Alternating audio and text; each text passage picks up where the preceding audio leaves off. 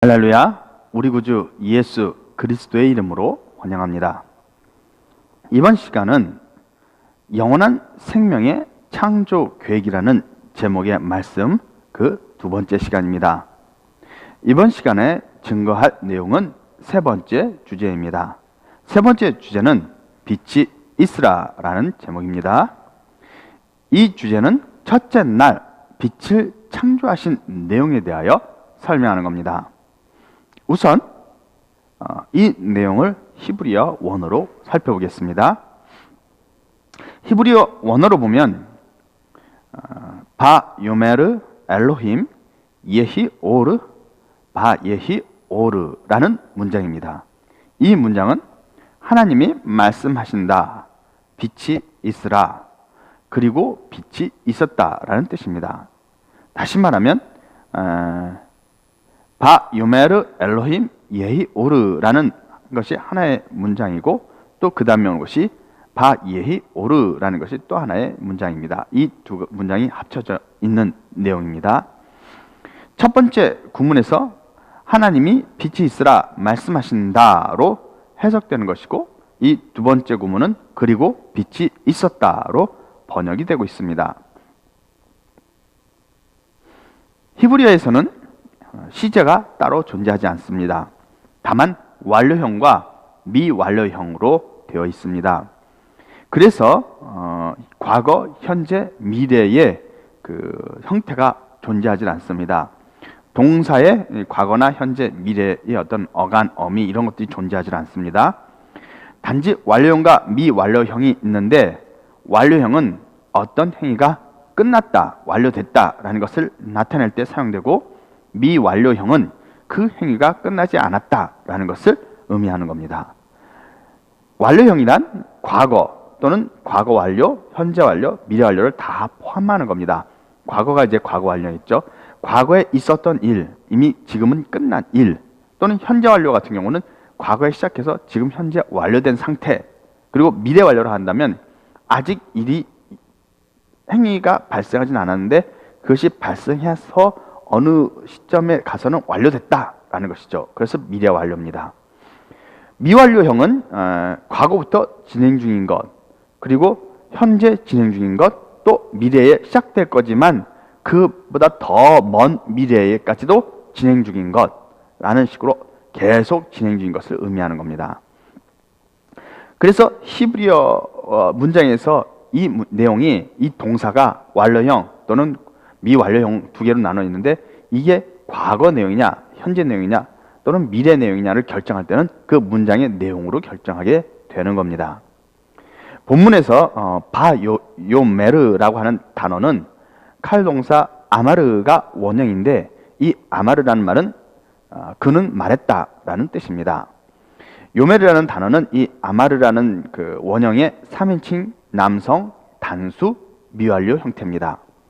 다만 완료형인 경우에는 과거의 사건을 나타내는 경우가 많고, 또 그 분사형이 있는데 분사 형태로 됐을 때는 현재 상태를 나타내는 경우가 많고, 미완료형인 경우에는 미래를 나타내는 경우가 있다고 그렇게 학자들이 설명을 하고 있습니다. 제가 히브리어를 전공한 것은 아니기 때문에 정확하지 않을 수도 있습니다. 이 점을 이해해 주시기 바랍니다. 이 요메르라고 하는 단어는 미완료형입니다. 또 빛이 있으라라는 그 명령문이죠. 빛이 있으라라는 명령문과 빛이 있었고라고 하는 그 명령문은 똑같은 문장입니다. 이 문은 예히 오르라고 하는 문장인데, 오르라고 하는 것은 빛이라는 단어입니다. 그리고 빛이라는 뜻이고, 예히라는 것은 칼동사 하야의 3인칭 남성 단수 미완료 형태입니다. 그래서 빛이 있다라는 것인데 빛이 있으라로 해석될 수가 있는 거죠. 앞에 것은 그 명령형이기 때문에 그렇습니다.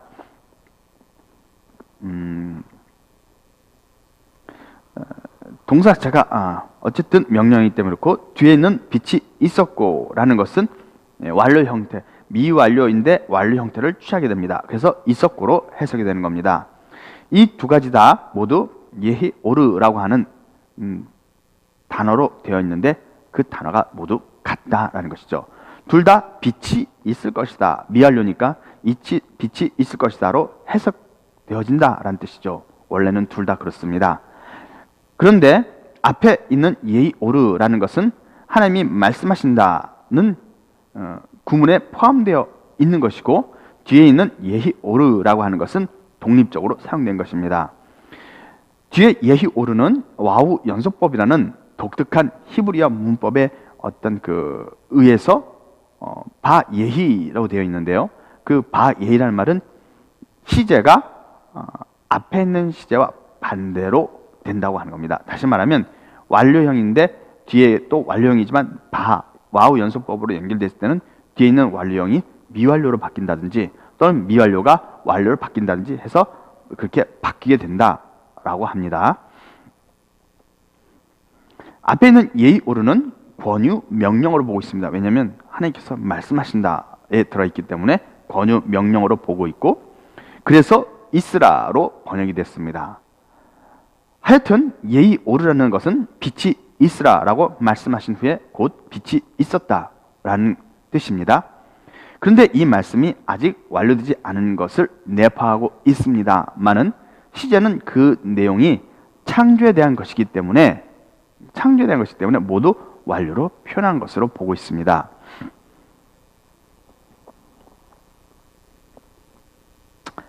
하여튼 히브리어 원에 대한 설명은 이 정도로만 마치겠습니다. 원에서 얻을 수 있는 특별한 어떤 그런 내용은 없습니다. 단지 번역은 제대로 정상적으로 했다라는 그 존재하에 말씀을 그대로 창세기의 말씀을 그대로 인용하여 말씀을 풀어가도록 하겠습니다. 대부분의 기독교인들은 창세기 1장 3절에서 5절의 말씀을 읽으면서 빛의 창조를 태양빛과 같은 자연의 빛을 창조하신 것으로 보고 있습니다. 왜냐하면 창세기 1장이 이 하나님께서 세상 만물을 만든 창조의 기록으로 보고 있기 때문이죠. 이미 과거에 완료된 창조의 기록이다 라고 보는 것이죠.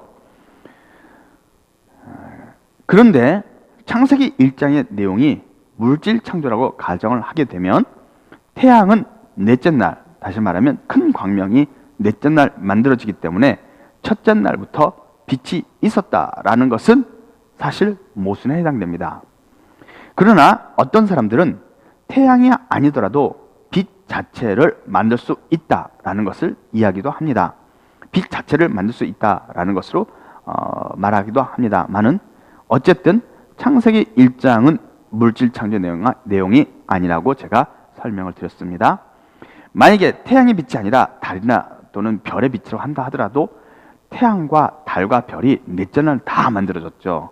큰 광명, 작은 광명, 그리고 별들이 넷째 날 만들어졌기 때문에 우주에서 빛을 내는 모든 항성은 넷째 날 만들어진 겁니다.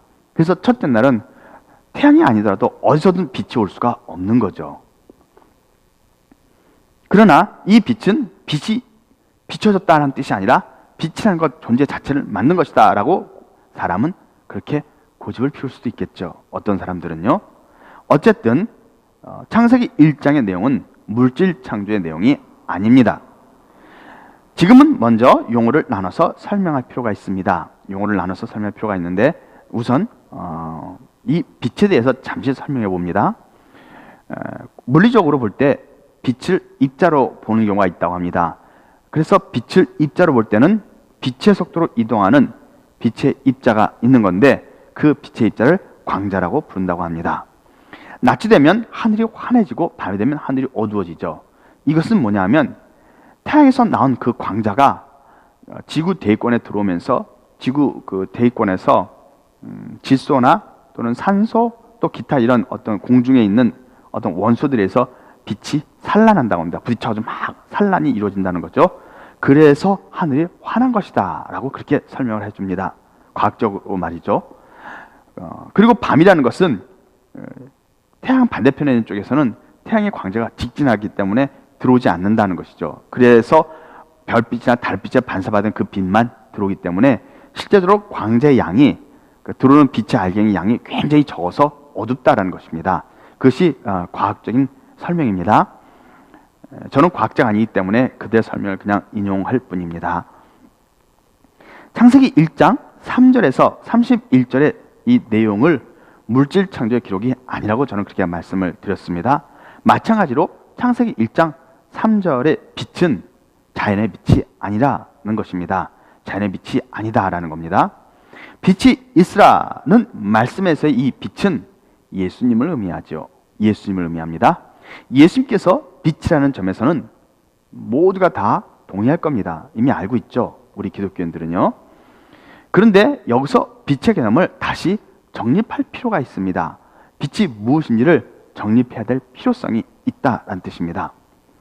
요한복음 1장 1절에서 5절 말씀을 제가 읽어보겠습니다. 태초에 말씀이 계시니라. 이 말씀이 하나님과 함께 계셨으니 이 말씀은 곧 하나님이시니라. 그가 태초에 하나님과 함께 계셨고 만물이 그로 말미암아 지은 바 되었으니 지은 것이 하나도 그가 없이는 된 것이 없느니라. 그 안에 생명이 있었으니 이 생명은 사람들의 빛이라. 빛이 어둠에 비치되 어둠이 깨닫지 못하더라고 기록되어 있습니다. 이 말씀을 자세히 보면 태초의 말씀이시죠. 이 말씀은 하나님과 함께 있었는데 곧 하나님이다 라고 표현하고 있고요. 이 말씀이 하나님과 함께 계셨는데 만물을 지었다는 것이죠. 빛을 지었다는 뜻이죠. 빛을 지었던 말씀입니다. 근데 그 말씀은 곧 생명인데 하나님 안에 있는 생명으로서 사람들을 위한 빛이라는 겁니다. 사람들을 위한 빛이다.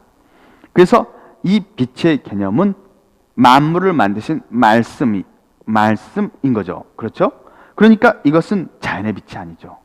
예수님께서 말씀하시는 사람들을 위한 이 생명이 사람들의 빛인데 이 빛은 자연의 빛이 아닌 것이죠.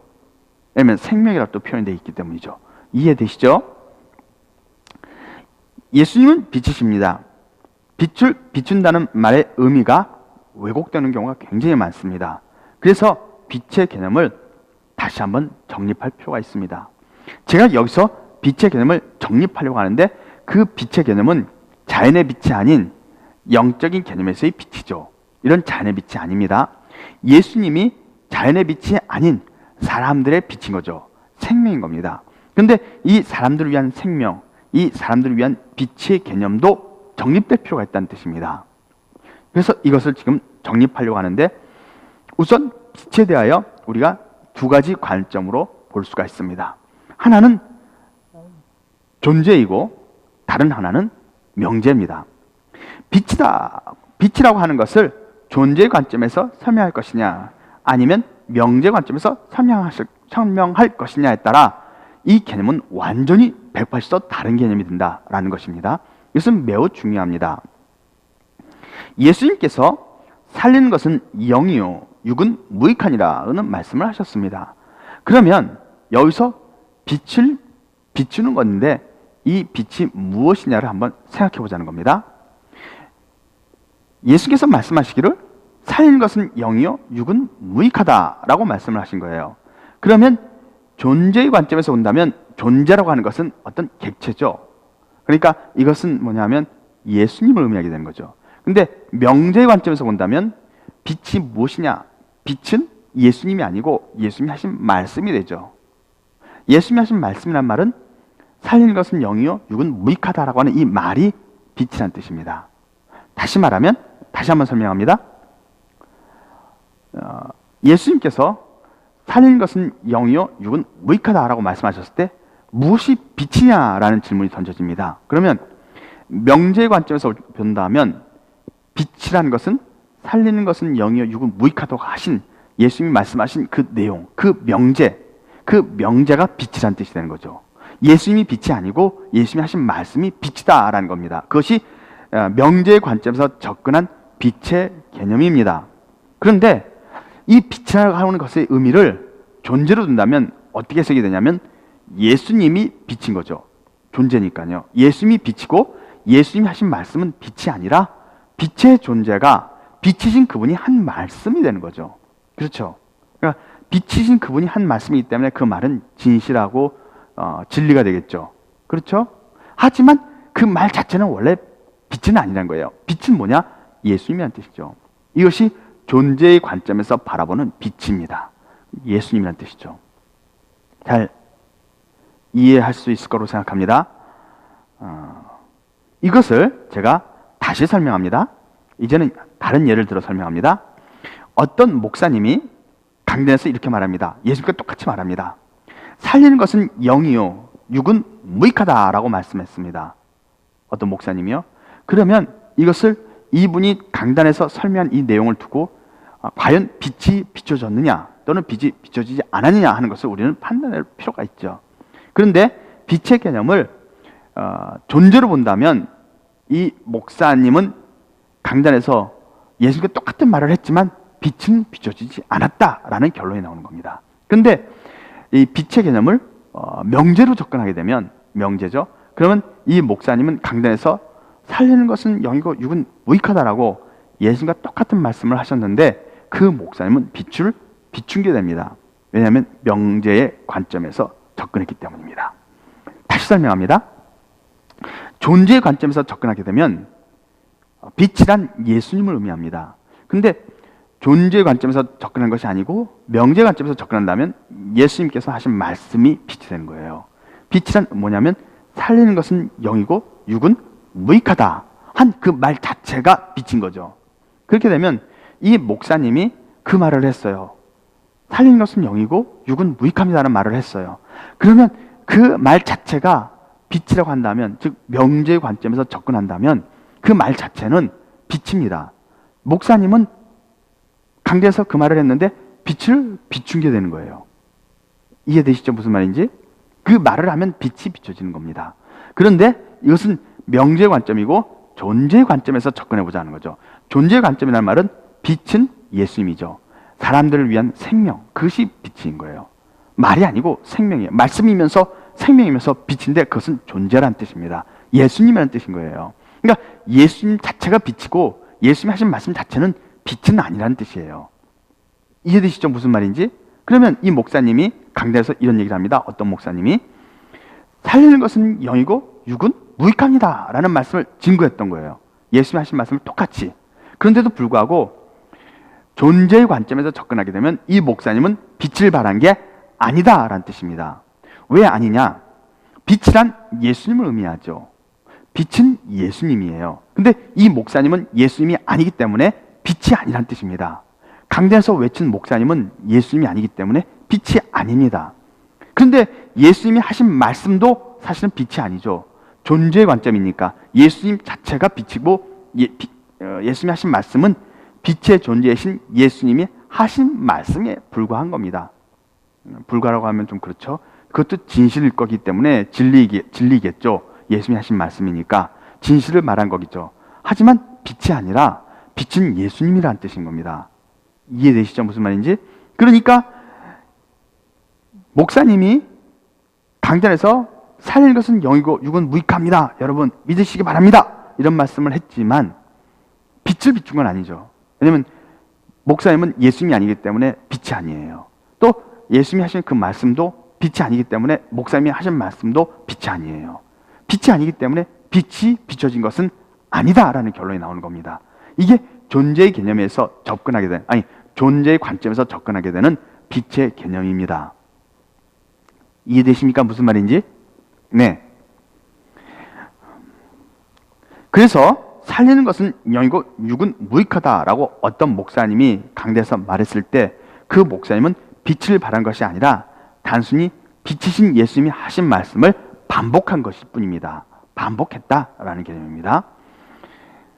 이런 관점은 매우 중요합니다. 왜냐하면 하나님께서는 존재의 관점에서 접근하고 계시기 때문입니다. 그런데 많은 기독교의 목사님들이나 또는 설교자들이 명제의 관점에서 접근하려고 하기 때문입니다. 예수님이 계실 때 빛을 비추시는 것이죠. 왜냐하면 존재의 관점에서 접근했기 때문입니다. 그러면 예수님이 빛이시기 때문에 예수님이 계실 때 세상에 빛이 비춰진 겁니다. 예수님이 이런 말씀하셨죠. 내가 세상에 있는 동안에는 세상의 빛이로다.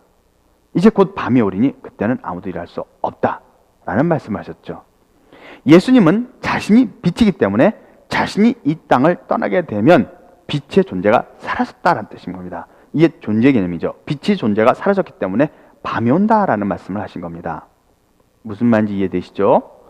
밤이 오면 아무도 일할 수 없다라고 말씀하신 겁니다.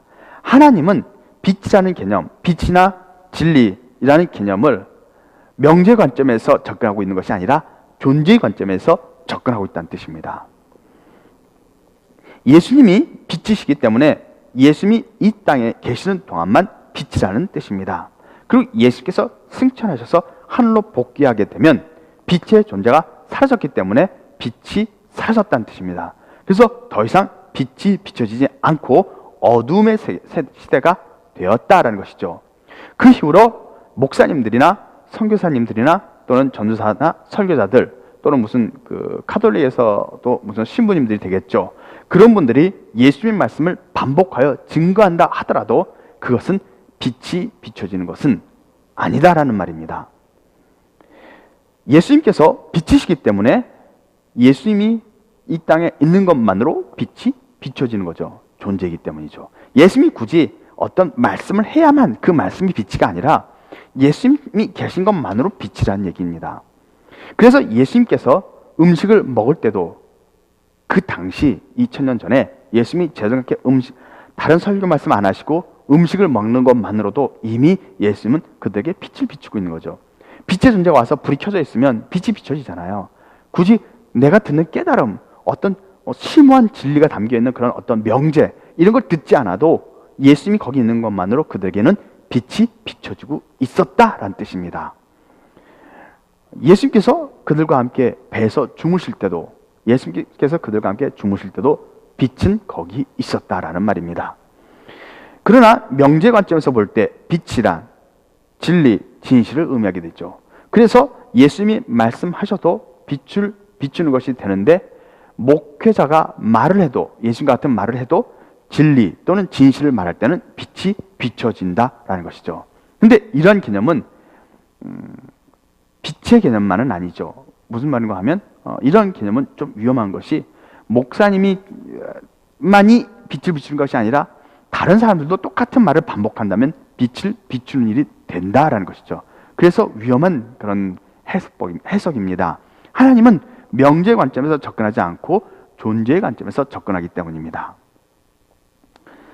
많은 사람들이 많은 목회자들이나 설교자들은 이 빛에 대하여 접근할 때 명제의 관점에서 접근하려 합니다. 왜냐하면 목사님들이 강단에서 말씀을 선포할 때 자신이 선포하는 말씀, 자신이 하나님의 말씀을 증거한다고 할 때 그것이 빛을 비추는 것으로 성도들이 그렇게 받아들이기를 바라기 때문이죠. 그렇죠? 예수님을 믿어야만이 생명을 얻고 예수님을 믿어야만이 죄사함을 받고 예수님을 믿어야만이 구원에 이른다라는 것을 강조하는 겁니다. 목사님들이.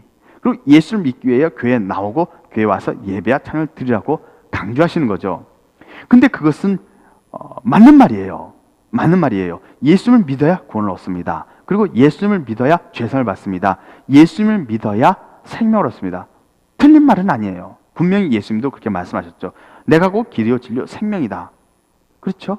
그러니까 예수님 말씀을 목사님들이 반복하고 있지만 그것이 빛을 비추는 것은 아니라는 말입니다. 존재의 관점에서 접근할 때 말이죠.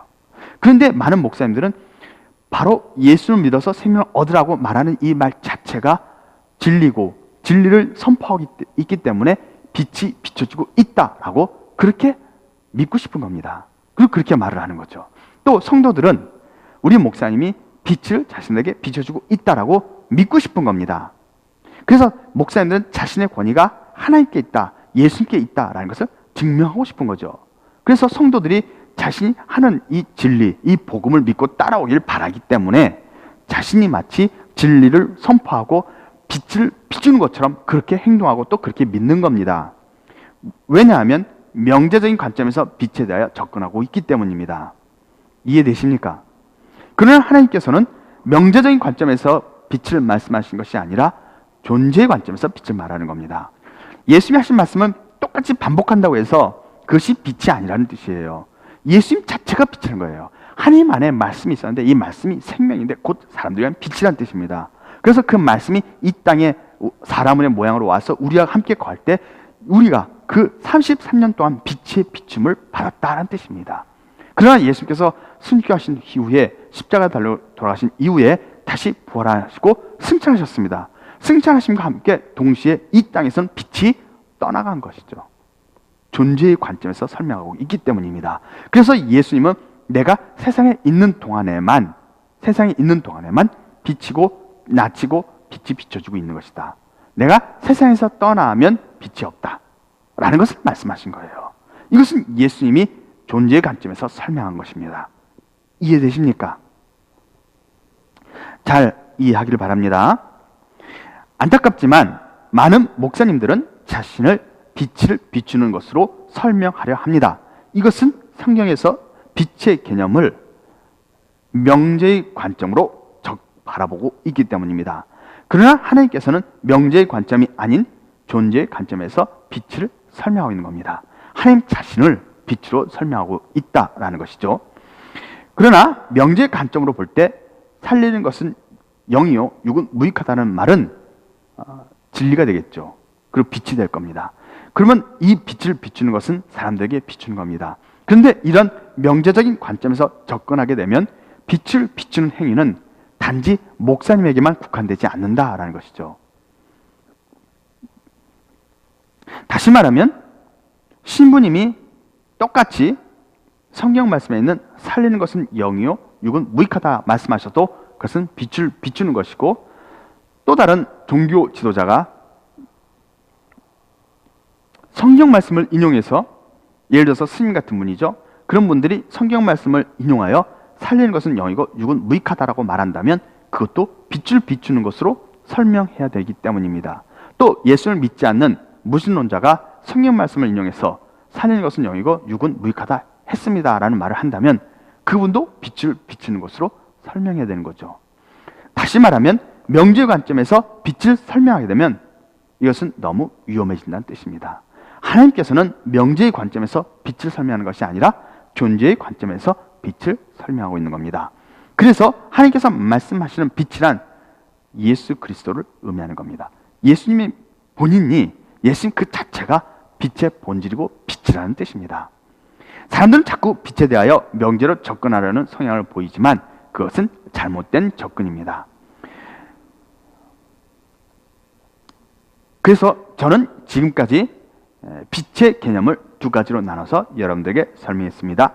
빛이란 존재 그리고 명제, 이 두 가지 관점에서 접근할 수 있는데 예수님께서는, 하나님께서는 존재의 관점에서 빛을 설명하고 있다는 것입니다. 이것은 매우 중요한 개념입니다. 왜냐하면 지금까지도 예수님이 승천하신 이후로 지금까지도 많은 설교자들이나 신학자들이나 목사님들이나 그 외에 많은 사람들이 성경 말씀을 인용하여 예수님이 하신 말씀을 반복하지만 그것은 빛을 비추는 것이 아니기 때문입니다. 이것을 알아야 됩니다. 시간이 많이 됐기 때문에 다음 이 본 주제에 대해서 좀 더 설명이 필요합니다만은 시간이 많이 됐기 때문에 다음 시간에 이어서 하도록 하겠습니다. 여러분들이 말씀을 깊이 깨닫고 우리 주 예수 그리스도의 그 뜻을 바르게 이해하여 하나님의 귀한 백성, 귀한 종이 되기를 우리 주 예수 그리스도의 이름으로 축복합니다.